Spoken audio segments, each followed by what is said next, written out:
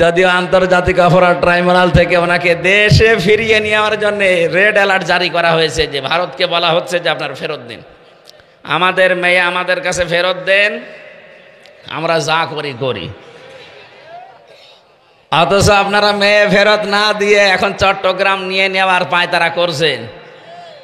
আরে দাদা, আপনি কি যৌতুক নেবেন? আর মেয়ে তো পালিয়ে গেছে, যৌতুক কিসের? পালানো মেয়ের কোনো যৌতুক আছে? না, ও বিয়েই তো আমরা মানি না। খালি এতদিন স্বামী স্ত্রীর সম্পর্ক বলে কাটিয়েছেন। আনন্দের বিষয়, মাত্র এই 24 সালের ভেতরে এই দুইজন পৃথিবীর স্বৈরাচারকে আল্লাহ জনমের মতো বিদায় দিয়েছেন। একটা আসাদ আর একটা নাম না নিলাম, এই দুইজনকে আল্লাহ 1 সালে বিদায় দিল। এখনো পর্যন্ত পৃথিবীর ইতিহাস আমি যা জানি, যারা পালিয়ে গেছে কোনো স্বৈরাচার, এরা আবার ফিরে এসেছে আমি আজও শুনিও নি, কোনো জায়গায় পড়িও নি। 805 বছর আগে পালিয়েছিল লক্ষণ সেন, ফিরে এসেছে? না, আসে না। আশরাফ ঘানি পালিয়েছে, এসেছে? আসাদ পালিয়েছে, এসেছে? উনিও পালিয়েছে, আসবে না। যারা মনে করেন না আমি আশায় বুক বেঁধে আছি, আপা চট করে আসবে, আসবে কি করে? 165টা মামলা তার নামে, তাও বড় বড় মামলা, গণহত্যা। একটা হত্যা করলেই তো তার ফাঁসি হয়ে যায়। কতগুলো মানুষ? 2732 জন মানুষ হত্যার সাথে সে দায়ী। শুধু তো 24 সালে, আর 2006 থেকে শুরু করলে কত মানুষ হিসাবের বাইরে। আপনি কি করে হিসাব দেবেন? আপনি যে আশায় বসে আছেন যে আসবে, আসবে কি করে? আমি যে বিনা কারণে 3টা বছর জেলে ছিলাম, 2টা মামলায়, তাও মিথ্যা মামলা। মনে করেন 1.5 বছর করে এক এক মামলায় গেছে। যার 165টা মামলা, তারও যদি 1.5 বছর করেও রাখা হয় তো কব্বরে চলে যাবে। সুলাইমান নবী আলাইহিস সালামের জামানার একটা কাহিনী পড়েছিলাম তাফসিরে, সূরা নমলের তাফসিরে। সুলাইমান নবী একবার জিনদেরকে বললেন একটা মসজিদ তৈরি করো। ওরা মসজিদ তৈরি করার পরে আবার ভাঙ্গা আরম্ভ করেছে। সুলাইমান নবী এসে বলে, কয় মসজিদ? বলে বানিয়েছিলাম, আবার ভেঙে ফেলিস। কেন? তা আপনি তো বলেননি যে মসজিদ বানানোর পরে কি করা লাগবে? দেখলাম কাজ কাম নেই, করবো কি, ভেঙে ফেলি। সুলাইমান নবী বলেন, ঠিক আছে মসজিদ বানাও, এটা শেষ হয়ে গেলে একটা কুকুরের লেজ সোজা করবা। ওটা ঠিক মসজিদ কমপ্লিট করে কুকুর নিয়ে এসে লেজ ধরে টানে, লম্বা হয়ে যায়, যে ছেড়ে দেয় আবার কাছে যায়। কি গো, এক কুকুর, এভাবে হবে না, তেল মোবাইল নিয়ে আয়। তেল মোবাইল নিয়ে টানে, হ্যাঁ লম্বা হয়ে গেছে, যেই ছেড়ে দেয় আবার যা ছিল তাই। জিনারা বলছে এভাবে হবে না, বাঁশ নিয়ে আয়, জায়গা মতো বাঁশ দে, বাঁশ দিয়ে টাইট করে বেঁধে রাখ। 5 দিন 7 দিন বেঁধে রাখার পরে যখন যেই খুলে দেয়, আগে যা ছিল তাই।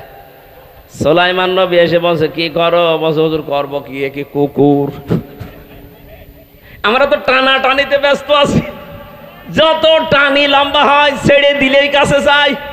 বহু জিনিস দিয়ে আমরা টানাটানি করেছি, হাত দিয়ে টেনেছি, তেল দিয়ে টেনেছি, বাঁশ দিয়ে টেনেছি, কিছুই হয় না।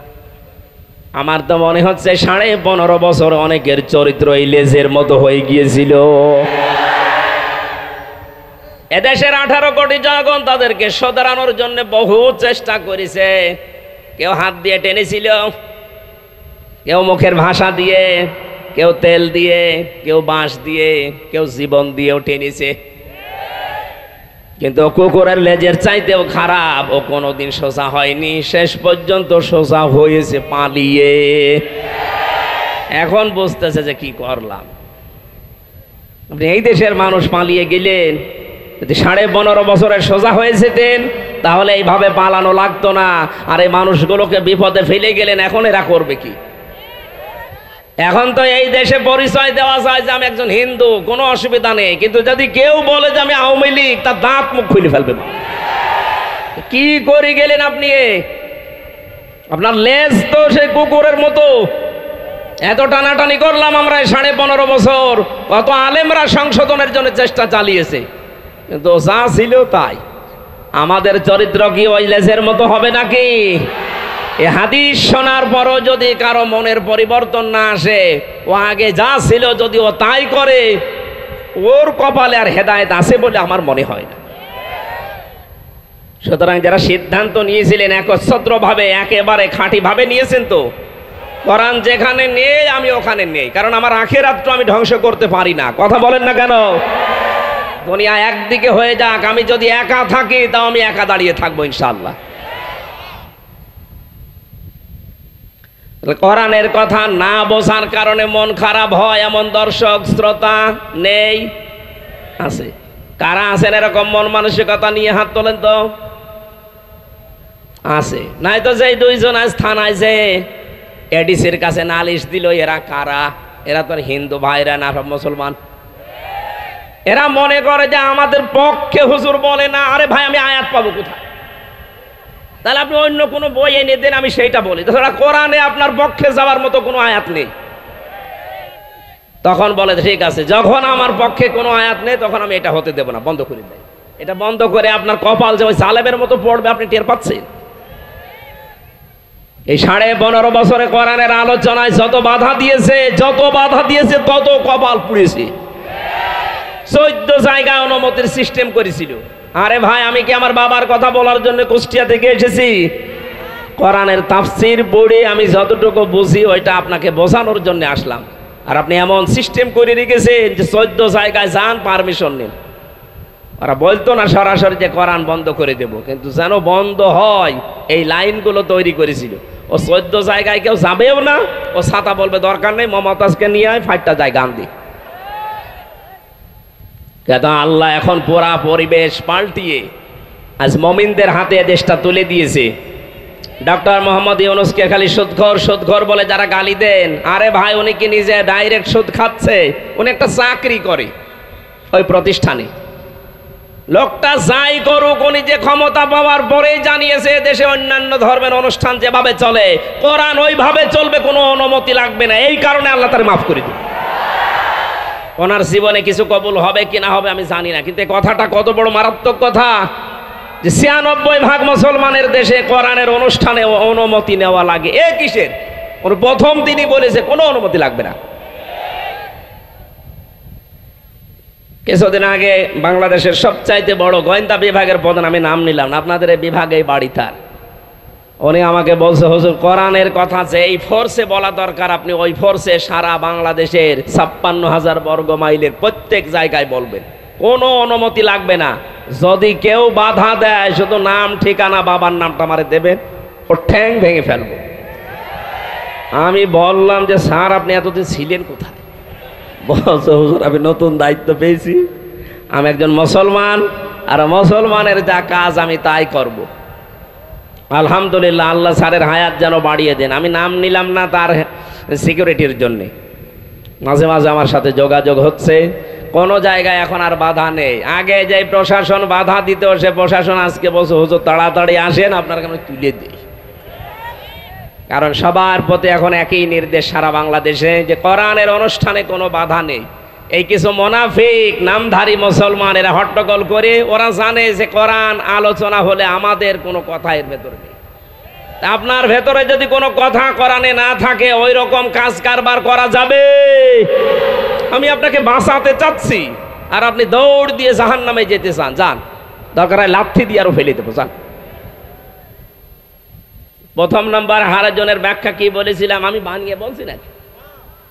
যত তাফসীর আছে বাংলাদেশে আপনি নিয়ে আসেন, আমি দেখিয়ে দিচ্ছি। 1 নাম্বার ব্যাখ্যা এইটা যে কোরআন উপস্থাপন করতে গেলে এমন কিছু মানুষ আছে তারা না বুঝে বিরোধিতা করতে পারে। ওই জামানায় করেছিল, এখনো করছে, এটা কিয়ামত পর্যন্ত করবে। আর যারাই করবে তাদের কপাল আবু লাহাবের মতো, আবু জেহেলের মতো পুড়বে। সে 1400 বছর আগে ওরা মারা গেছে, এখনো পর্যন্ত ওদের নামে বরদোয়া থেমে নেই। এক কথা বলে না কেন? কারণ কি? ওরা কোরআন বিরোধী ছিল। 1400 বছর আগে মারা গেছে হযরত ওমর, হযরত আবু বকর সিদ্দিক, তাদের নামে বরদোয়া না, দোয়া থেমে নেই। সারা পৃথিবীতে তাদের জন্য দোয়া হয়। কথা বলেন না কেন? সুতরাং আপনাদের জীবন, আমাদের জীবন হযরত ওমরের মতো যেন হয়, আবু লাহাবের মতো যেন না হয়। হয়তো আমরা কেউ এখানে 100 বছর পরে কেউ থাকবো না, কিন্তু এখান থেকে 200 বছর পর যারা আসবে তারা নাম জানে যদি যে আমক লোক এই বীরগঞ্জে কাহারলে আল্লাহর কোরআনে বাধা দিত, আপনার জন্য দোয়া করবে। 200 বছর পরও আপনি কবরে এই ফ্ল্যাক্সি লোড হয়ে ওদের বরদোয়া যাবে, আর যা পাওয়ার আপনি তাই পাবেন। যেন নিজের কপাল নিজে নষ্ট করেন না। দ্বিতীয় নম্বর ব্যাখ্যাটা বলবো, হে নবী, আপনি যখন কোরআন প্রচার করবেন, উপস্থাপন করবেন মানুষের সামনে, আবহমান কাল থেকে ওই দেশে ওই এলাকায় এমন এমন এবাদত মানুষ জারি করে রেখেছে ইসলামের নাম দিয়ে, অথচ ওটা এবাদত না। আপনি কোরআন বলতে গেলে ওই এবাদতগুলো তো টিকবে না, কারণ কোরআনে কারিমে নির্ধারিত করা আছে এবাদতকে। কি কোরআনে 500 আয়াত আছে শরীয়তের বিধান, আপনি 501টা বানাতে পারবেন না। একটা বানাতে গেলে হয় আপনাকে বানানো লাগবে, এই কথা বলে না কেন? 500 আছে কোরআনে কারিমে শরীয়তের বিধান, এরপরে 501টা বানাতে পারবেন। বানাতে গেলে আপনাকে নাজিল করা লাগবে, নাজিল হবে আর আরো জোরে বলেন, কিয়ামত পর্যন্ত মানব জাতির জন্য আর একটা কথাও নাজিল হবে না, যা হওয়ার সবের ভেতরে আছে। দিন যত যাবে তত কোরআন থেকে মানুষ গবেষণা করে নতুন তথ্য বের করতে পারবে। জোরে বলেন সুবহানাল্লাহ। এখান থেকে 1000 বছর আগে, এই এদিকে তাকান, 1000 বছর আগে এই কোরআনের তাফসির যারা লিখেছিল, এটা নাজিল হয়েছে কত বছর? 1400 বছর। কত বছর? এই 1400 বছর, 1000 বছর মনে করেন আগে যারা এর তাফসির লিখেছে, না লিখে নাই? 700 বছর আগে যারা তাফসির লিখেছে, 500 বছর আগে যারা তাফসির লিখেছে, তখন কি কম্পিউটার ছিল? এই ক্যামেরা ছিল? ভিডিও, মোবাইল, কথা বলা লাগবে। তখন তারা কোরআনে কারিমের তাফসির লেখে নাই। আল্লাহ রাব্বুল আলামিন কোরআনে কারিমে সূরা, এটা জিলজালের ভেতরে আছে সম্ভবত, মাফামাইয়া আমাল মিসকালা যাররাতিন খায়রান ইয়ারা ওয়া মাইয়া আমাল মিসকালা যাররাতিন শাররান ইয়ারা।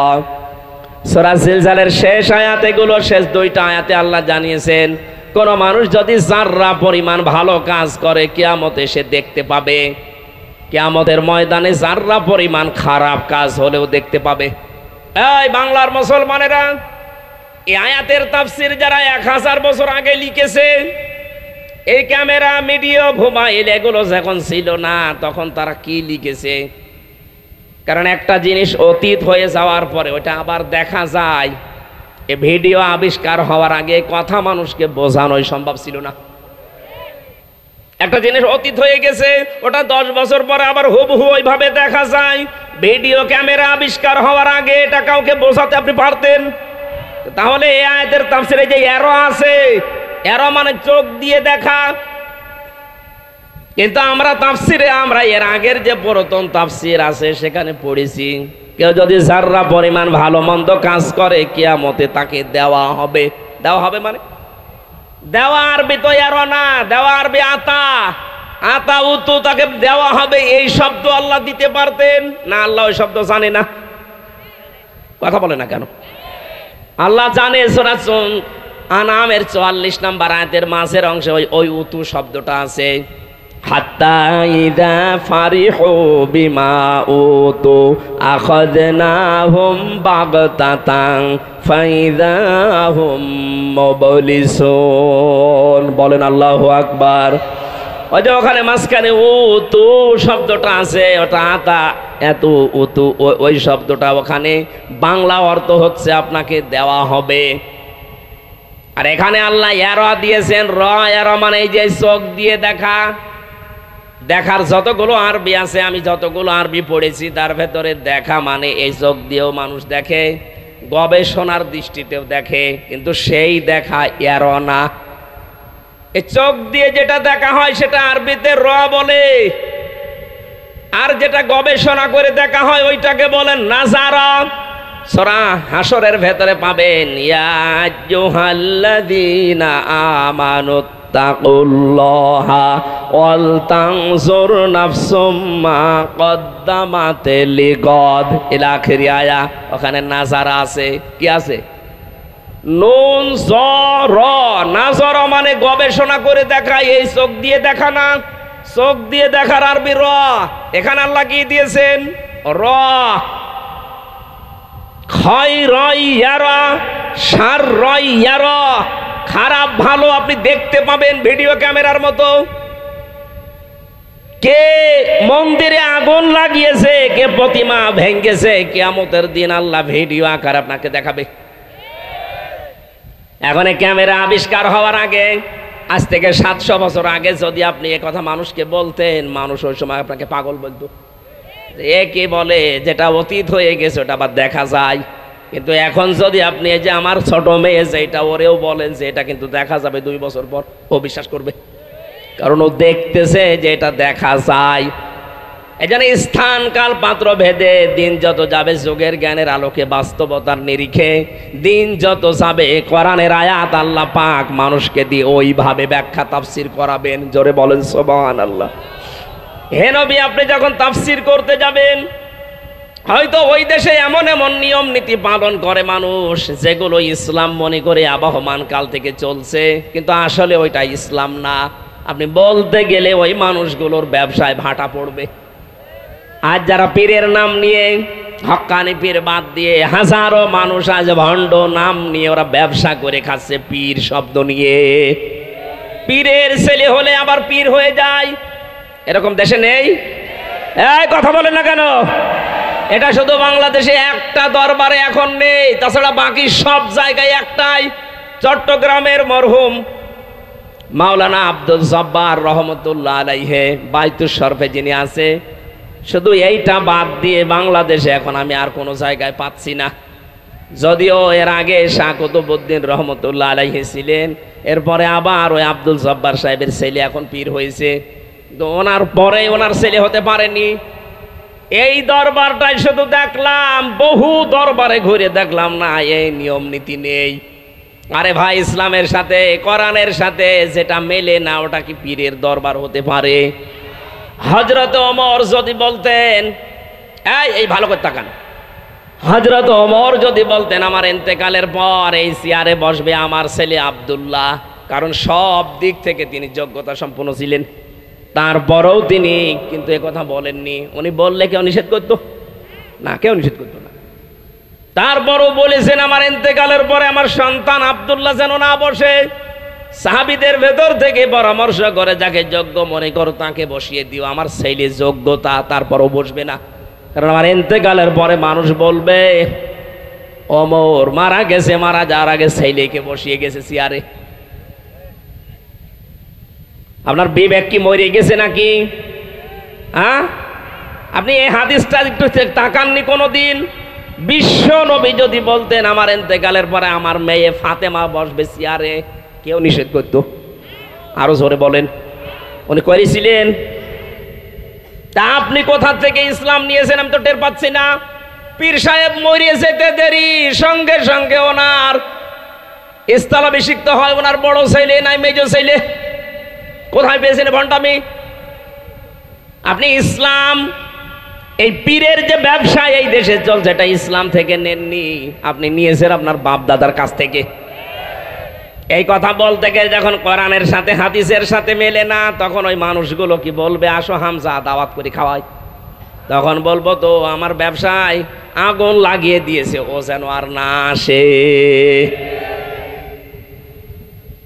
আমি হারাজন শব্দের ব্যাখ্যায় ছিলাম, এই এদিকে তাকান, আমি নাম ধরেই বলছি, আপনার যা মনে হয় হোক। এই দেশে যতগুলো দল আছে এখন ৭৩টার উপরে, আপনি দেখবেন মাত্র একটা দলের ভেতরে এই নিয়মটা নেই যে মারা গেলে ওনার ছেলে আবার দলের প্রধান হবে না।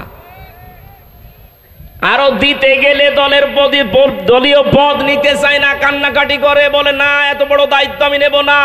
বাকি বাংলাদেশে কোনো একটা দল দেখান যেখানে দায়িত্ব দিতে গেলে নিতে চায় না, কান্নাকাটি করে দেখান, আরো জোর করে নিতে। এরপরও আপনার বিবেক খোলে না, কবে খুলবে আবার? উনি মারা যাচ্ছে, ওনার মেয়ে বসবে চেয়ারে, উনি মারা যাচ্ছে, ওনার বউ বসবে চেয়ারে। কোথায় পেয়েছেন ভণ্ডামি? এটা যেহেতু ইসলামে নেই, আমরা ওইটা মানি না। আপনি কি ইসলাম নেবেন বাবার কাছ থেকে না নবীর কাছ থেকে? আরো জোরে বলা লাগবে। এটা যদি স্বীকার করেই নেন যে আমি নবীর কাছ থেকে ইসলাম নেব, এই দেশে এই নিয়মে যেটা চলছে আপনাকে সেইটা মানার আহ্বান জানাচ্ছি। এখন আপনার বিবেকে যদি সাই না দেয়, মনে করবেন বিবেকের ওপরে কুকুরে প্রসাব করিস। বলছে ঠিক। হারজনের ব্যাখ্যা করতে গেলে যারা আন্দাজে ইবাদত বানিয়ে নিয়েছেন, আন্দাজে দরবার বানিয়ে নিয়েছেন, ওগুলো তো টিকবে না। তখন ওই মানুষগুলো হে নবী দেখবেন আপনার কথা শোনার পরে আপনার হাদিয়া তোফা নজর নিয়াজ বন্ধ করে দেবে, এমনকি তারা আপনার জানের শত্রু হয়ে দাঁড়াবে। এটা ১৫০০ বছর আগে হয়েছে, এখনো হচ্ছে, কিয়ামত পর্যন্ত হতেই থাকবে। কিন্তু কোরআনে কারিম যেভাবে প্রচার করা দরকার ওইটা বন্ধ হবে না। বন্ধ করা যাবে? যেভাবে আল্লাহ দিয়েছেন আমরা ওইভাবেই প্রচার করতে চাই। আল্লাহ আমাদের তৌফিক দেন, বলেন আমিন। সূরা আনাম থেকে আমরা একটা আয়াত পড়ছি, তাফসীর আকারে কথা বলার চেষ্টা চালাবো ইনশাআল্লাহ। জবান খুলে কোরআনের সোনালী আয়াত একটু পড়েন আগে। আউযু বিল্লাহি মিনাশ শাইতানির রাজিম। বিসমিল্লাহির রহমানির রহিম। قل تعالوا واتلوا ما حرم ربكم عليكم ألا تشركوا به شيئا وبالوالدين إحسانا।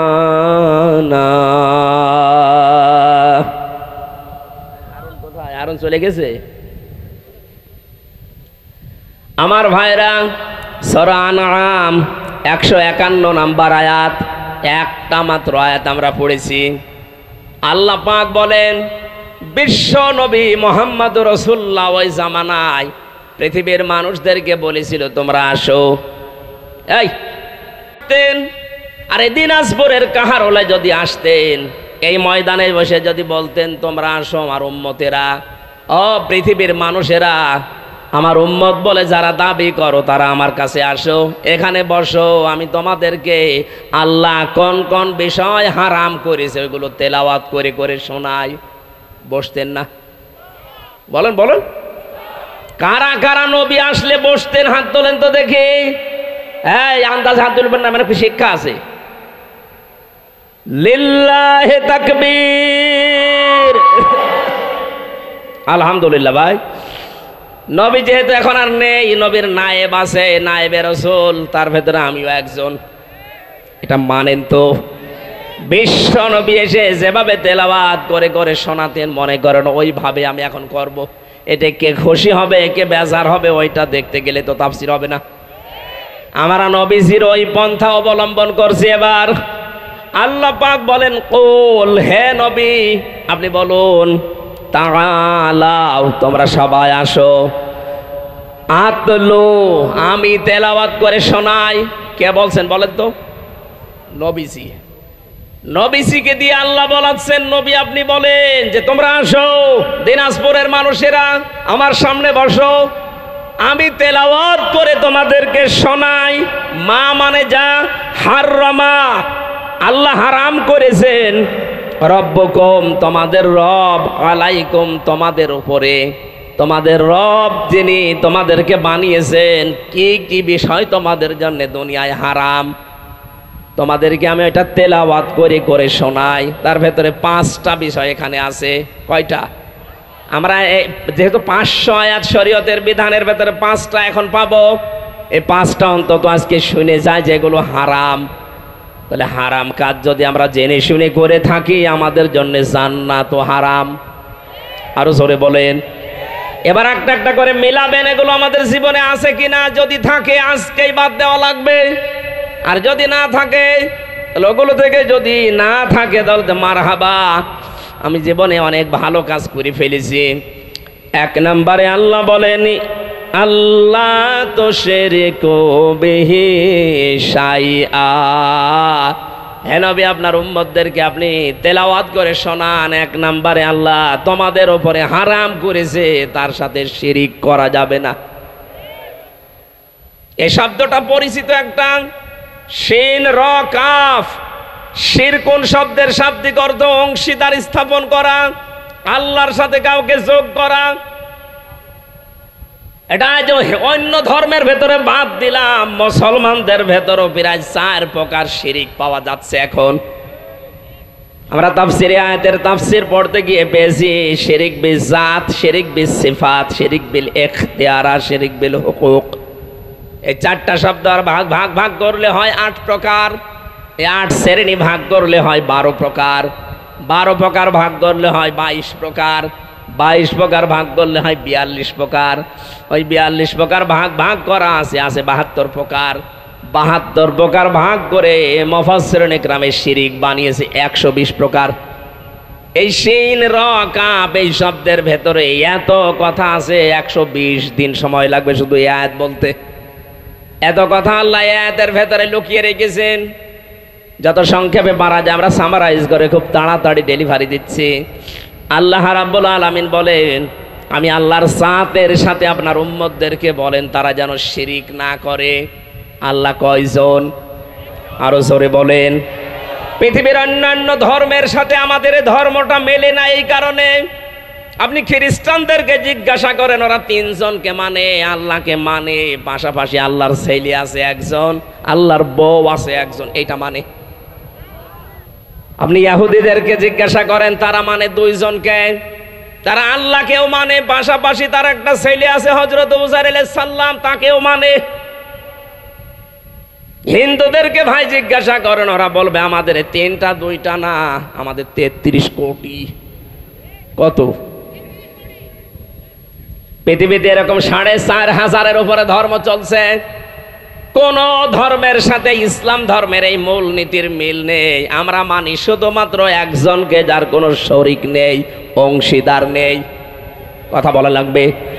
এই জন্য প্রথমে এই স্বীকৃতি আপনাকে দেওয়া লাগে, লা ইলাহা ইল্লাল্লাহু মুহাম্মাদুর রাসূলুল্লাহ, লা ইলাহা ইল্লাল্লাহ। জবান খুলে তেলাওয়াত করেন, লা ইলাহা ইল্লাল্লাহ। আমি বললে দিবা, লা ইলাহা ইল্লাল্লাহ, লা ইলাহা ইল্লাল্লাহ, লা ইলাহা ইল্লাল্লাহ মুহাম্মাদুর রাসূলুল্লাহ। কয়েকদিন আগে চুয়াডাঙ্গা জেলায় 2 জন স্বামী স্ত্রী মুসলমান হয়েছে। তারা শিক্ষিত মানুষ, ওনাদেরকে কালিমাটা পড়ালাম। পরে আমাকে প্রশ্ন করছে, শুধু এতটুকু বললেন কেন? আপনাদের কালিমা আমি 5টায় জানি, অথচ এখানে আমরা হাজারো অনেক মুসলমান যারা 5টা না 3টার বেশি কালেমা জানেই না। এমনকি এই যে হুজুর বসে আছে, এরা যদি এখন 5টা কালেমা বলতে বলেন 2টার বেশি মানে পারবে না, অথচ অনেক বড় হুজুর, মাদ্রাসার মহাতামিম। অনেক বড় বড় মুসলমানকে আমি জিজ্ঞাসা করে দেখেছি 5 কালেমার 2টার পরে জানে না, অথচ হিন্দু মানুষ মুসলমান হচ্ছে 5 কালেমায় তারা আয়ত্তে আছে। আমি যখন শুধু এই শাহাদতটা পড়ি, কালেমায়ে তাইয়্যিবাটা পড়িয়েছি, আমারে বলছে না শাহাদত পড়ান, এরপরে তামজিদ আছে, তাওহীদ আছে, রদ্দে কুফর আছে, সবগুলো আমারে পড়ান। আমারও তো 5টা মুখস্থ না, আমি দেখে দেখে পড়ালাম। মুখস্থ করে তো রাখি না, শুধু এই 2টাই রেখেছি। উনি আমাকে এই কথার স্বীকৃতি দেওয়ার জন্য বলছিল, হুজুর শুধু লা ইলাহা ইল্লাল্লাহ না, ওয়াহদাহু লা শারীকা লা, এইটা বলেন যে আমি এমন আল্লাহর উপর ঈমান আনছি যার কোনো শরীক নেই, তিনি একা একক। সুবহানাল্লাহ বলতে পারেন নাই? তাহলে আমরাও এমন আল্লাহর প্রতি ঈমান এনেছি যার কোনো শরীক, আরো জোরে বলেন, অংশীদার স্থাপন যারা করছেন না বুঝে করছেন। পৃথিবীর এই পৃথিবীতে একেবারে সর্বপ্রথম ধর্ম যেটা সনাতন ধর্ম, তার নাম ইসলাম। যদিও অনেকে আজ এই কথা প্রচার করেছে সনাতন ধর্ম মানে হিন্দু ধর্ম না, সনাতন মানে পুরাতন। সনাতন মানে কি? পুরাতন ধর্ম। এই পৃথিবীতে ইসলামের আগে আর কোনটা ছিল? এ পৃথিবীর প্রথম মানুষ যিনি হযরত আদম আলাইহিস সালাম, তার স্ত্রী হযরতে হাওয়া, তাদের ধর্ম কি ছিল বলেন তো? আরো জোরে বলেন। তাদের ধর্ম ছিল ইসলাম। তাদের চাইতে পুরাতন কেউ আছে? তাহলে আপনি যে বলেন পুরাতন মানে সনাতন ধর্ম মানে হিন্দু ধর্ম না, ওটা অনেক পরে এসেছে। ওটা হাবিল আর কাবিলের মাধ্যমে শয়তান ধোঁকা দিয়ে বোকা বানিয়ে ওই ধর্মের আবিষ্কার করেছে। পৃথিবীতে একটাই ধর্ম আল্লাহ পাক, পুরাতন ধর্ম যেটা আদম নবী থেকে এখন পর্যন্ত চলছে, কিয়ামত পর্যন্ত এই ধর্মের উপরে আল্লাহ শুধু রাজি আর খুশি, তার নাম ইসলাম। এটাকে আমি বানালাম। সূরা আলে ইমরানের 85 নম্বর আয়াত, ওয়ামাইয়াবতাগি গায়রাল ইসলামি দীনান ফালা ইউকবালা মিন ওয়া হুয়া ফিল আখিরাতি মিনাল খাসিরিন। জোরে বলেন আল্লাহু আকবার। আল্লাহ পাক বলেন ইসলাম বাদ দিয়ে পৃথিবীর যে কোনো ধর্ম অনুসরণ করে যদি আমাকে রাজি করতে চাও, আমি কখনো রাজি হব না। আল্লাহ যে কখনো হবে না তার বাংলা কি? এই যে লান আছে, ফালাই ইকবালা। ইকবালা এটা মোজারে, বর্তমান, ভবিষ্যৎ, প্রেজেন্ট, ফিউচার। এর আগে ফা আছে আর পরে লান আছে। আরবি গ্রামার অনুযায়ী লাং যদি কোনো মোজারের আগে আসে অর্থ হয় কখনো হবে না। সুতরাং আজ ইসলাম বাদ দিয়ে পৃথিবীর যে কোনো নিয়ম নীতি ধর্ম পালন করে যদি আল্লাহকে রাজি করতে চান, আপনি আল্লাহর মন পাবেন না। এই কথা বলেন না কেন? শুধু এতটুকু আল্লাহ শেষ করেননি, ওয়া ফিল আখিরাতি মিনাল খাসিরিন।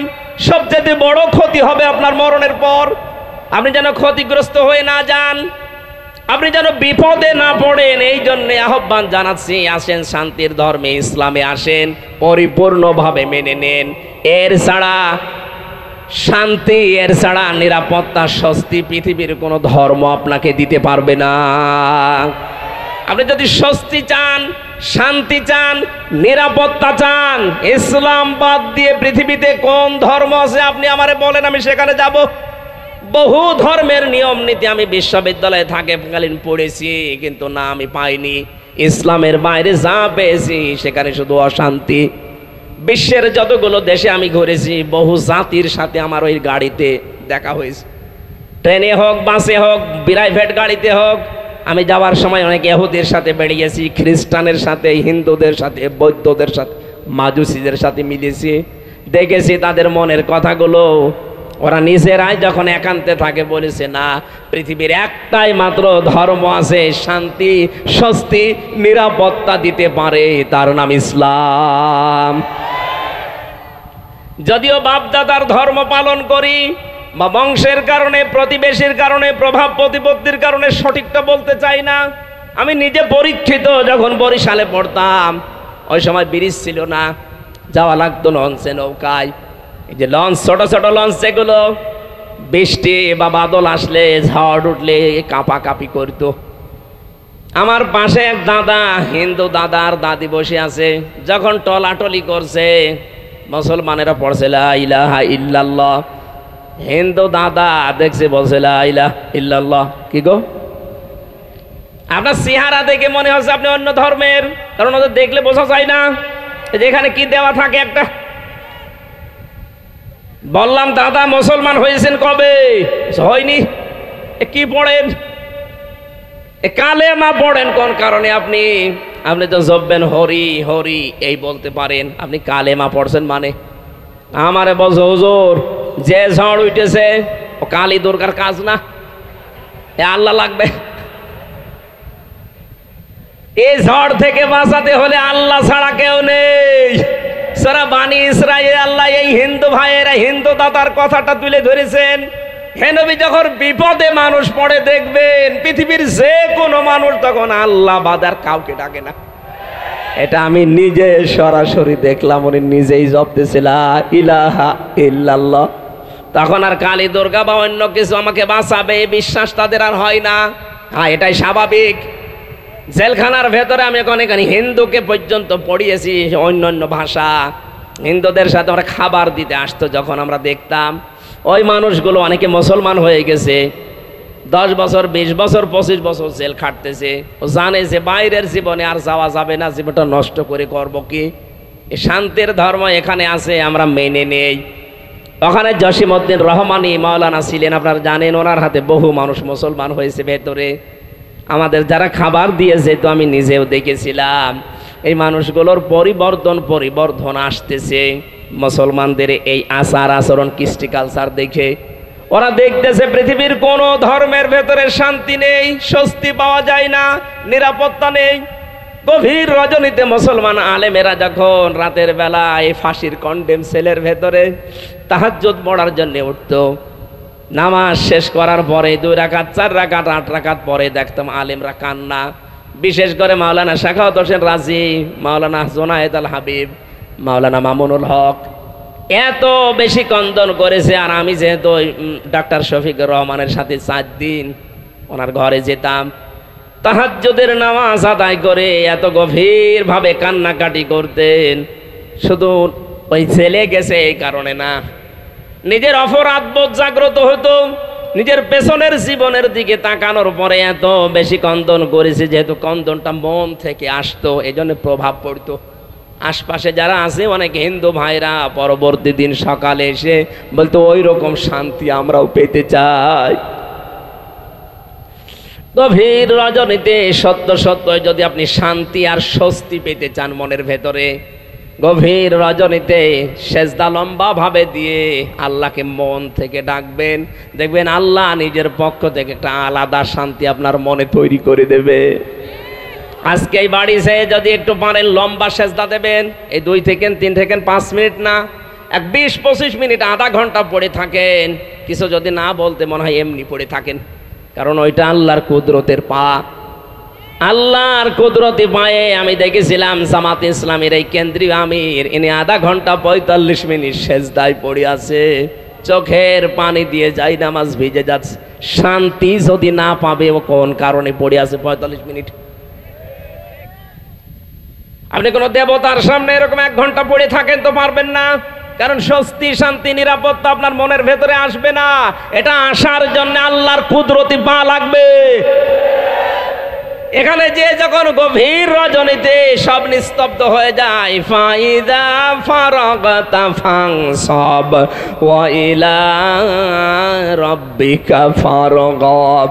দুনিয়ার কোলাহল মুক্ত পরিবেশ যখন আপনি শেষ করবেন, তখন একেবারে শান্ত শিষ্ট নিরাপদ বেষ্টনীতে গভীর রজনীতে আপনি আল্লাহর ইবাদতে মগ্ন হয়ে যান। দেখেন আমি আল্লাহ এর ভেতরে কি রেখেছি। এজন্য তাহাজ্জুদ যারা পড়ে তারা এটা কিছু না কিছু পায়। সেজদাটা লম্বা করে দেবেন, অবশ্যই কিছু পাবেন, কারণ সেজদার ভেতরে কিছু বললে ওইটা আল্লাহর ফেরত দেয় না। আমরা সেজদা লম্বা করে দিই, আমার মনের কথাগুলো বাংলায় বলেন, অসুবিধা নেই, কিন্তু নফল নামাজে, কোন নামাজে, নফল হোক সুন্নত হোক, এই নামাজগুলোতে যদি লম্বা সেজদা দিয়ে সুবহান রাব্বিয়াল আলা 3 বার বলার পর, 5 বার বলার পর মনের কথা আপনি বাংলায় বলতে আরম্ভ করেন।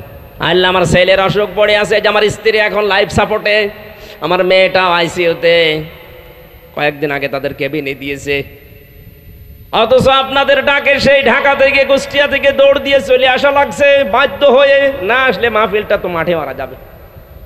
অথচ পড়ে আছে তারা, আমারও অবস্থা ভালো না। ডাক্তার আমাকে বলেছে কথা বলা যাবে না, সর্বোচ্চ রাত 10টার পরে জেগে থাকবেন না, আর শরীর ঘামলে আবার যা হয়ে গিয়েছিল রংপুরে সেদিন ওই রকম হয়ে যাবেন। এজন্য গা ঘামান, এ ফ্যান আবার কি রওশনের সাথে মতো হয়ে গেল, তো হয়তো বন্ধ। সুবহানাল্লাহ আলহামদুলিল্লাহ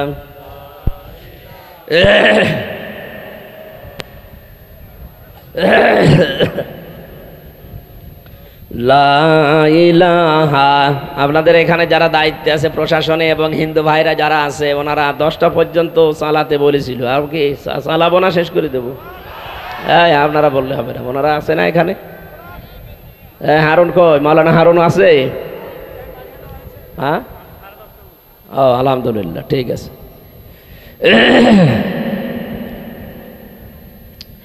লা ইলাহা ইল্লাল্লাহ মুহাম্মাদুর রাসূলুল্লাহ। আমাদের মালিক, আমাদের মাবুদ, ইবাদত পাওয়ার একচ্ছত্র মালিকানা যার, তার নাম কি? আমাদের আল্লাহর সাথে আমরা জীবনে বেঁচে থাকতে শিরিক করব না। যারা করছে আল্লাহ তাদেরকে যেন বুঝ দেন, হেদায়েত দেন, বলেন আমিন। রব্বুল আলামিন বলেন, শিরিক যদি মানুষ না করতে ইচ্ছা করে গ্যারান্টি দিতে পারে, হে নবী আমি আল্লাহ তাদের গ্যারান্টি দিলাম, শিরিক না থাকলে তাকে জান্নাত দিয়ে দেব। আপনার গোনা যদি পাহাড় পরিমাণ হয়, আর মানুষের অধিকার নষ্ট করার কোন গোনা যদি আপনার জীবনে না থাকে, শিরিক নেই, মানুষকে ঠকানো, মানুষকে অপমান করা, অপদস্থ করা, অত্যাচার করা, এই গোনা আপনার আমলনামায় নেই। বাকি অন্যান্য যা গোনা আছে সব আল্লাহ মাফ করে দেবে। এজন্য আমাদের জীবন থাকতে যেন কারো উপরে আমাদের অত্যাচার না হয়। আমি বারবার আয়না ঘর বলতে চাই না, বলতে চেয়েছি এই কারণে, কারণ আমি নিজে 10 দিন শিখেছি। কেউ তো 3 মাস, কেউ 2 বছর, 5 বছর, 8 বছর, 10 বছর কাটিয়ে এসেছে এখানে। যারা জুলুম করেছিলেন, আপনি আল্লাহর আদালতে মামলার আসামি, আপনাকে আল্লাহ মাফ করবে না। যতদিন ব্যারিস্টার আরমান আর আমান আজমি ভাই যতদিন আপনাকে মাফ না করবে, আরো যত মানুষ আয়না ঘরে ছিল এই জুলুম যাদের উপরে বিনা কারণে করেছেন, পদ থেকে তুলে নিয়ে বেকার 3 মাস আটকে রেখে এরপরে বলছে জানা উনি আর নেই, গায়েব হয়ে গেছে। 8 বছর 10 বছর পরে দেখা যাচ্ছে ও ঘর থেকে বের হচ্ছে। এমন অবস্থা মানুষের চেহারা। ব্যারিস্টার আরমানের যে চেহারা আপনি 8 বছর আগে দেখবেন, এখন তার সাথে মিল আছে। কি খেতে দিত? পচা ছোলা সকালবেলা, আর দুপুর বেলা মাখানো ভাত, মনে হচ্ছে কে মাখিয়ে রেখে গেছে, খা। 1.5-2 মিনিট সময় দিত মাত্র টয়লেট করার জন্যে। এ পায়ের ভেতর দিয়ে হাত এইভাবে লাগিয়ে, সামনে যে লোহার বেড়া ছিল ওর সাথে হাত লাগিয়ে টাইট করে বেঁধে দিত। আপনি যদি এমনি শুয়ে থাকতে বলতেন 1-2 ঘন্টা, 5 ঘন্টা, 1 দিন 2 দিন 5 দিন থাকা যায়। 8টা বছর আপনাকে শুইতে দেয়নি, মাজার হাড় বাঁকা হয়ে গেছে। আমি তো 10 দিনে আমার হাল শেষ হয়ে গেছে। আমি তো যুবক মানুষ, তাই আমি পারি নাই। আর ব্যারিস্টার আরমান, ব্রিগেডিয়ার জেনারেল আমান আজমি ভাই বয়স্ক মানুষ, 60 বছর 70 বছর তাদের বয়স। ওদের তো এমনি মাজার কাটি ঢিল হয়ে গেছে।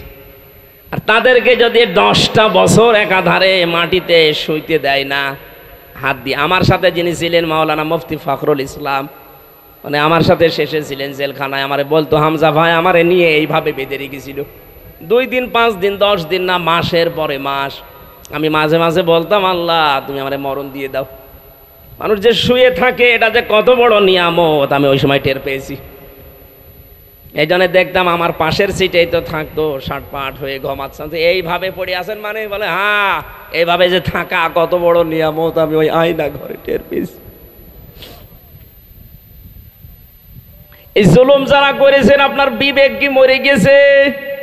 আপনি কি করে এটা জানার পরও খাবার খেতেন, স্বামী স্ত্রীর কাছে থাকতেন, দুনিয়াদারি করতেন? আমার তো বিশ্বাস হয় না।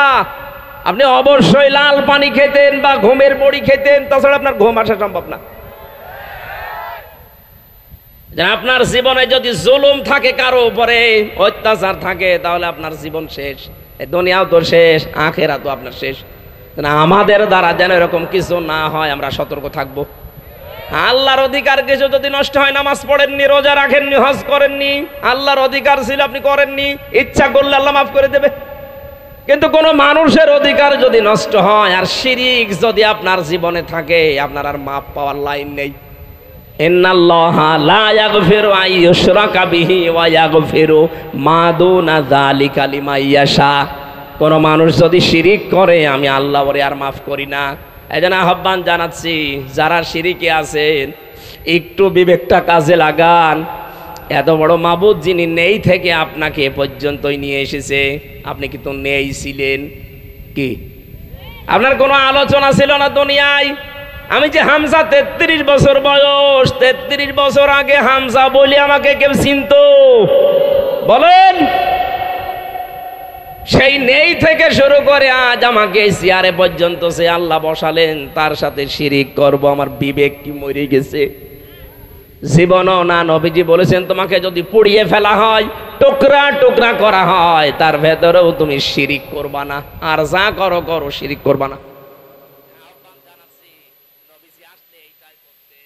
কারণ আতুলু মা হাররামা রাব্বুকুম আলাইকুম আল্লা তুশরিকু বিহি শাইআ।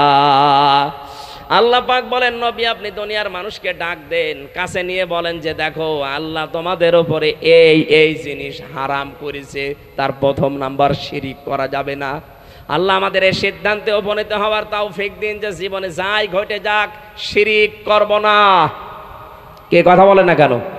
ওয়াবিল ওয়ালিদাইনি ইহসানা, তোমাদের উপর আল্লাহ হারাম করেছে আর একটা কাজ, পিতা মাতার অবাধ্য হওয়া যাবে না। যে ধর্মের লোক হন না কেন, প্রত্যেক ধর্মে এটা লেখা আছে মা বাবার বাধ্য থাকা লাগবে। কোরআনে কারিমে আল্লাহ আয়াত নাজিল করার সিস্টেম দেখিয়েছেন, দেখেছি আমি 3টা ধাপ, সেখানে আল্লাহ নিজের কথা জানিয়েছেন যে আমার এতাত করো, সঙ্গে সঙ্গে রসুলের নাম দিয়েছেন আতিউল্লাহ ওয়া আতিউর রাসূল। আল্লাহর এতাত করো, সঙ্গে সঙ্গে রসুলের। যেখানেই দেখেছি আল্লাহ পাক তার শুকরিয়া আদায় করার কথা বলেছেন, সঙ্গে সঙ্গে আল্লাহ নবীর নাম আর দেননি, দিয়েছেন মা বাবার নাম। আনিশ করলি ওয়ালি ওয়ালিদাইকা, আমার শুকরিয়া যদি আদায় করো কিছু নিয়ামত পাওয়ার পর, মাঝে সঙ্গে সঙ্গে মা বাবারও শুকরিয়া আদায় করবা। কারণ আমি আল্লাহ পাক যেমন তোমাকে বানিয়েছি, যাদের মাধ্যমে বানিয়েছি সেইটা তোমার মা বাবা। এজন্য যে ধর্মের লোক হন না কেন, মা বাবার সাথে খারাপ আচরণ করা হারাম। কথা বলে না কেন? মা বাবার ইবাদত করা ফরজ নয়, মা বাবার সেবা করা ফরজ। ইবাদত করা ফরজ শুধু কার? আরো জোরে কার? আল্লাহ পাক বলেন হামালাতুহু উম্মুহু করহা ওয়া ওয়াদাআতুহু করহা ওয়া হামলুহু ওয়া ফিসালুহু 30 শাহরা। তোর এই মা তোকে কষ্টের পরে কষ্ট সহ্য করে পেটে বহন করেছে। বিজ্ঞান আজ প্রমাণ দিচ্ছে, এই যে মানুষটা, যত মানুষ আমরা এখানে আছি, প্রত্যেকটা পুরুষ মানুষ সর্বোচ্চ কষ্ট সহ্য করতে পারে 45 ইউনিট। কত? প্রতিটি জিনিস মাপজোপ করার একটা যন্ত্র আছে। এই যে টেবিলটা যদি কেউ মাপতে চায়, এটা ফিতা লাগবে। কথা বলে না কেন? এই স্টেজ যদি কেউ মাপতে চায়, গজ লাগবে, ফিতা লাগবে। এই যে বাতাস হচ্ছে, বাতাস মাপার যন্ত্র নেই। হ্যাঁ, কথা বলে না কেন? আপনি যে কষ্ট পান, এই কষ্ট মাপারও যন্ত্র আছে। এই পৃথিবীতে একটা পুরুষ মানুষ সর্বোচ্চ কষ্ট সহ্য করতে পারে 45 ইউনিট। এর উপরে কষ্ট দিলে লোকটা মারা যাবে। কিন্তু পৃথিবীতে মা যখন আমাদেরকে দুনিয়ায় নিয়ে এসেছে, এই জন্মের সময় বিজ্ঞান বলছে একটা মা কমপক্ষে 57 ইউনিট কষ্ট সহ্য করে। একবারে যেটার 32টা হাড় ভেঙে গেলে যেমন কষ্ট হয়, মা ওই কষ্টটা পেয়েছিল। এখন প্রশ্ন আসতে পারে যেন সিজারে হয়, ও আর কি কষ্ট? কি কষ্ট মানে আপনি টের পান? একটা জীবিত মানুষকে প্রায় 1 বিঘত 1.5 বিঘত চিরে তারপরে সন্তানটা বের করা লাগে। কতদিন পর্যন্ত এটার ধকল সহ্য করা লাগে? একটা মানুষ সিজারে হোক আর যেভাবেই হোক, সিজার করলে সবচাইতে বড় ক্ষতি হয়, ওই মেয়েটা সংসার করার অযোগ্য হয়ে যায় সামনে। কিন্তু আমাদের এখন অভ্যাস হয়ে গেছে, এ ছাড়া আর সম্ভব না। এর ভেতরে কয়েকটা কারণও আছে। এখানে স্টেজে যারা বসে আছে, এই যে আমি সহ এই কয়টা, একটার দিকে তাকান তো, একটারও মাকে সিজার করা লেগেছে। এরা আসে নাই দুনিয়ায়, এরাকে আকাশ থেকে পড়িস। কথা বলে না কারো? আমার মেয়েটা এই যে এসেছে সিজারে, ওকে যেইভাবে নিয়ে এসেছে আমার মা কি ওইভাবে? তা আমরা যেহেতু আসতে পারলাম, এখন আমার সন্তানরা, আপনার সন্তানরা আসতে পারছে না। কারণ কি? কারণ এখন আমাদের যারা আছে এই মানুষগুলো আল্লাহর চাইতে এরা ডাক্তারের উপরে ভরসা বেশি। সন্তান পেটে আসতে দেরি, খালি স্বামীকে বলে একটু দেখো কি আছে ভেতরে। কি কি দেখবো? আল্ট্রাসাউন্ড করো। 8-10 বার করে আল্ট্রাসাউন্ড করতে করতে আল্লাহর উপর ভরসায় নষ্ট হয়ে যায়। আল্লাহ জানিয়েছেন আল্লাহু আখরাজাকুম মিন বুতুনি উম্মাহাতিকুম, আমি নিজে মায়ের পেট থেকে বের করে নিয়ে আসার দায়িত্ব নিলাম। বারে কাজ করে আল্লাহর উপরে ভরসা বাদ দিয়ে ডাক্তারের উপরে করে। আর এগুলো করার পেছনে কারণ হচ্ছে এই মেয়েটার মা। ওর মা খালি বারবার বলে আমার জাদুর কষ্ট হবে, তাড়াতাড়ি নিয়ে চলো। এখনো হইতে ওর 2 মাস দেরি, বলে না এখনই তুলে ফেলো। আরে আপনার মেয়ে যে সংসার করার অযোগ্য হয়ে যাচ্ছে, আমি নিচে নাই নামলাম না। বাস্তবতা বোঝেন? আল্লাহ যে রাস্তা দিয়েছে, রাস্তা দিয়ে সন্তান আসতে গেলে কিছুদিন পরে ওটা স্বাভাবিক হয়ে যায়, কিন্তু উল্টা রাস্তা যখনই তৈরি হয় তখন ওটা আর স্বাভাবিক থাকে না। এই মানুষের, এই মেয়েটার শরীরের অনেক কিছু নষ্ট হয়ে যায়। এই জন্যে সর্বাত্মকভাবে চেষ্টা করার পরে যদি না হয়, ডাক্তারদের বোর্ড বসবে, সিদ্ধান্ত হবে, এরপরে সিজার। আর এখন শুধু অ্যাম্বুলেন্সের ডাক শুনতে দেরি, তাড়াতাড়ি ওরা কেসি ধার দেয় যে কাজ হচ্ছে। সম্মানিত মা বোনেরা, কষ্ট যদি সহ্য না করেন তাহলে সন্তানের সাথে আপনার মহব্বত বাড়বে কি করে? 3টা কারণে মহব্বত বাড়ে।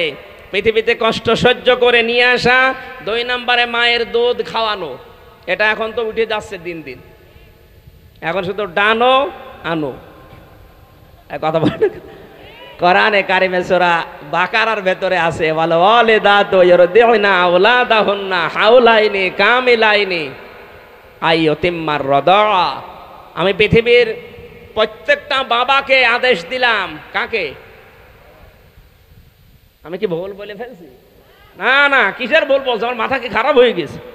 অল ওয়ালিদাতু ইউরদিউনা আওলাদাহুন্না হাওলাইনি কামিলাইনি লিমান আরাদা আইয়ুতিম্মার রাদা। এটা মুযাক্কার শব্দ, মুআন্নাস না। প্রত্যেকটা বাবাকে আদেশ দিলাম কমপক্ষে 2 বছর পর্যন্ত সন্তানকে দুধ খাওয়াবা। এসে আমাদের আছে ওইসব জিনিসপত্র, তাহলে এই আয়াত কি ভুল নাকি? না, ভুল না। তাফসীর হচ্ছে এইটা, সন্তানের দুধ পানের দায়িত্ব কিন্তু মার না, এটা বাবা। মা পান করাচ্ছে, এটা আপনার প্রতি ইহসান করে দিচ্ছে। উনি যদি বলে যে না আমি দুধ খাওয়াবো না, প্রত্যেক দিন দুধ 8 বার করে একটা বাচ্চাকে খাওয়ানো লাগে। কয়বার? কথা বলছেন এখানে। বিজ্ঞান এখন প্রমাণ করছে প্রতিটি বারে যদি 1 পোয়া করেও খায়, প্রত্যেক দিন একটা সন্তান কমপক্ষে 2 কেজি করে দুধ খায়। আপনি 2 বছর একাধারে চেষ্টা করেন, হিসাব করে আমি দেখেছি 36 মণ হয়। কত? মায়ের ওজন কয় মণ? 1-1.5 মণ হবে। 1-1.5 মণের ভেতর থেকে আল্লাহ 2 বছরে 36 মণ দুধ বের করেছে। আমার কুষ্টিয়ায়, আমার গ্রামের বাড়ি, যেখানে এক লোকের একটা বউ, তার 11-12টা মেয়ে, 4টা ছেলে, কত হয়? 16টা। 36 মণ করেও যদি ধরেন, আপনি হিসাব করেন কত হয়? কত হবে? ক্যালকুলেটর লাগবে। ওই 2 জনই মারা গেছে, কিন্তু 12টা মেয়ে, 4টা ছেলেই বেঁচে আছে। বলেন এই মহিলার ওজন খুব বেশি হলো না? 1.5 মণ হবে। 1.5 মণ ওজন থেকে আল্লাহ কত মণ? 36 দুগুণে কত হয়? 72 মণ। এই 72 মণ কোন না, 772 মণ না কত হয়? আমি একবার হিসাব করেছিলাম ওনার কাছে যেয়ে। আপনি বলেন তো দেখি, হিসাব করে করে দেখি 700 কত মণ। আমি বললাম আপনার ওজন তো মাত্র 1.5 কেজি, 1.5 মণ। আপনার ভেতর থেকে আপনার সন্তানদের জন্য আল্লাহ দুধ বের করেছে 772 মণের উপরে। আল্লাহর, হ্যাঁ, 876। চিন্তা করে দেখেন কত দুধ আল্লাহ বের করলেন। এটা এমনি এমনি আল্লাহ বের করেনি, একটা কারণ আছে। কারণ এই দুধগুলোর ভেতরে রোগের প্রতিষেধক আল্লাহ দিয়েছে। এই জন্য যে সমস্ত মেয়েরা সন্তান হলে দুধ দিতে চান না, নিজের বডি ফিগার নষ্ট হয়ে যাবে, যেই জিনিস যেই জায়গায় আটক রাখা হয় ওই জিনিস ওই জায়গায় পছন্দ ধরে। আপনি এই পানি এক জায়গায় আটক রাখেন, ছেড়ে দেবেন না, দেখবেন ওর ভেতরে পছন্দ ধরবে, পোকামাকড় তৈরি হবে, দুর্গন্ধ তৈরি হবে। কথা বলছে না কারণ? লোহা লক্কড় এক জায়গায় রেখে দিন, কাজ করবেন না, ও জং ধরে যাবে, অকেজ হয়ে শেষ পর্যন্ত নষ্ট হয়ে যাবে। পৃথিবীর কোনো জিনিস এক জায়গায় রাখলেই নষ্ট হয়। মায়ের স্তনে আল্লাহ দুধ দিয়েছে, এটা কি রেখে দেওয়ার জন্যে না পান করানোর জন্যে? এটা যখন পান করায় না বডি ফিগার নষ্ট হয়ে যাবে, শেষে কেটে বাদ দেওয়া লাগে, ক্যান্সার হয়ে যায়। এই জন্য আশা করছে আপনাদের দায়িত্ব না, আপনারা যদি বলেন না আমরা আজকে থেকে আর দুধ খাওয়াবো না, এই প্রতি 2 বছরের জন্য আমাদেরকে 5 লাখ করে টাকা দেওয়া লাগবে, তাও আমাদের না বললে তো আমি সমস্যা পড়ে যাব, কারণ আমার তো এই 10 দিন আগে একটা বাচ্চা হয়েছে। না, এটা আমার বলার দরকার নেই, আবার আমার বিরুদ্ধে চলে আসছে। এটা বলবো মানে সম্মানিত মা বোনেরা, এটা আপনার দায়িত্ব না, বাবার দায়িত্ব। আপনি যে একটু এহসান করছেন বাবার প্রতি, এই জন্য আমাদেরও ওদের প্রতি এহসান করা দরকার। ওরা যেহেতু ফিরি এটা করাচ্ছে, অন্তত কোনো হাদিয়া তোফা দিয়ে শোধ দেওয়া দরকার। মা বোনরা এই দুধটা পান করাবেন, আপনার স্তনে আল্লাহ দিয়েছেন এটা বের করে ফেলে দেওয়ার জন্য। সন্তানকে দিলে মহব্বত বাড়ে। আল্লাহ পাক বলেন এই দুধ খাওয়ানোর জন্য যে কষ্টটা হয় রাত দিন মিলে, একটা মানুষ যদি সারাদিন রোজা রাখে, সারা রাত তাহাজ্জুদ পড়ে, যেই সওয়াব পাবে, সন্তান হবার পরে তার মুখের উপরে যে শাল দুধটা আপনি দিয়েছেন ওই সওয়াব পাবেন। রব্বুল আলামিন বলেন মা আর বাবা এই দুইজনের ব্যাপারে আমি এত ব্যাখ্যা কোরআনে দিয়েছি, পৃথিবীর কারণ আমি এত ব্যাখ্যা নেই। সূরা বনী ইসরাঈলের আয়াতগুলো থেকে আমার একটা বুঝ এসেছে। আল্লাহ পাক বলেন আখফিদ লাহুমা জানাহায-যুল্লি মিনার রাহমা আকুর রাব্বিরহামহুমা কামা রব্বায়ানি সাগীরা। জবান খুলে এই দোয়াটা ওদের জন্য পড়েন, রব্বিরহামহুমা কামা রব্বায়ানি সাগীরা। এই যে খফজন আল্লাহ দিলেন, যারা তাফসীর বোঝেন তাদেরকে বলছি একটু তাকান কি শব্দ আল্লাহ চয়ন করলেন। আল্লাহ বলেন আখফিজ, খফজন মানে ডাউন করার পরে ফল করে দেওয়া। হে পৃথিবীর মানুষেরা, যারা সন্তান আছো, তোমরা মার বাবার উপরে তোমাদের ডানা, যেটা রহমতের যে ডানা ছায়া, এই ছায়াটা এভাবে ডাউন করবা, এরপরে ফল করে দিবা। আমাদের প্রশ্ন হচ্ছে কোরআনের কাছে, কোরআন পৃথিবীর মানুষের কি ডানা হয়? কথা বলে না কেন? আমাদের তো ডানা নেই, ডানা হয় পাখির। আমাদের কি আছে? হাতের আরবি কি? ইয়াদুন। আল্লাহ ইয়াদুন দিতে পারতেন না? বাহাদুদা, আইন দোয়া দাল এই শব্দ দিতেন, বা ইয়া দাল ইয়াদুন দিতেন।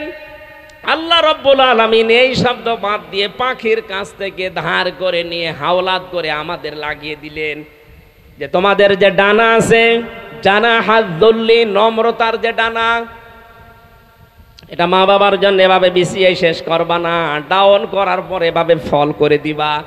আমাদের ডানার নাম আল্লাহ হাতের নাম দেয়নি এই কারণে, কারণ আমাদের হাতের ভেতরে কোনো নরম জিনিস নেই, সব শক্ত। কিন্তু পাখির যে ডানা, ওর ভেতরে নরম কিছু পর আছে, পালক আছে। এটা এত নম্র, এত নরম, সফট, কোমল। কথা বলে না কেন? এটা একটার সাথে একটা যখন মিলে যায়, পাখিটা যখন নিজের ডানা এভাবে ডাউন করে ফল করে দেয়, ওর নিচে যে বাচ্চাগুলো অবস্থান নেয়, তখন একটা কিচির মিচির আওয়াজ দেয়। বাংলায় ওটাকে বলা হয় অনির্বচন সুখ। মায়ের ডানার নিচে পাখির বাচ্চাগুলো যখন একটা অনির্বচন সুখ পায়, আল্লাহ আমাদেরকে জানিয়েছে পৃথিবীর বান্দা বান্দিরা, মা বাবা যতদিন বেঁচে আছে তারা যেন মনে করে যে আমার হামজা থাকতে আমাদের আর কোনো চিন্তা নেই। বাংলার মুসলমানেরা, আমাদের মা বাবা যারা আছে তারা কি এটা মনে করতে এখন পারছে? না, তারা খাবারই পায় না ঠিক মতো। আজ হাজারো বোর কারণে মানুষ তার মায়ের সাথে বাবার সাথে খারাপ আচরণ করতে বাধ্য হচ্ছে।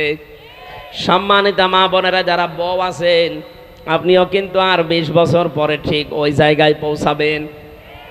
ওই জায়গায় পৌঁছালে কেমন লাগবে আপনার, সেটা এখন চিন্তা করে আপনার শাশুড়ির সাথে মায়ের মতো আচরণ করেন। মা যদি থাকে, নিজে যতটুকু খান সেই পরিমাণে যেমন খাবার খাওয়াচ্ছেন, নিজের পোশাক আশাক যেমন তাদেরকে যেমন পরিধান করান, শাশুড়ির সাথে আচরণটা করার আহ্বান জানাচ্ছি। শাশুড়ি যারা আছে, পুত্রবধূদেরকে নিজের মেয়ের মতো মনে করা লাগবে। এখানে মা বাবার সাথে খারাপ আচরণ করা হারাম, তাদের হক আদায় করা, তাদের জন্য খরচ করা, তাদের সাথে ভালো ব্যবহার করা, হাসি মুখে কথা বলা, এটা ইবাদত। এটা কি? আল্লাহর নবীকে আল্লাহ পাক বলাচ্ছেন, নবী আপনি মানুষকে ডাক দিয়ে বলেন যে আল্লাহ তোমাদের প্রতি মা বাবার সাথে খারাপ আচরণ এটা হারাম করেছেন, ভালো ব্যবহার করা, ইহসান করা তাদের সাথে এটা ইবাদত বলেছেন। জোরে বলেন সুবহানাল্লাহ।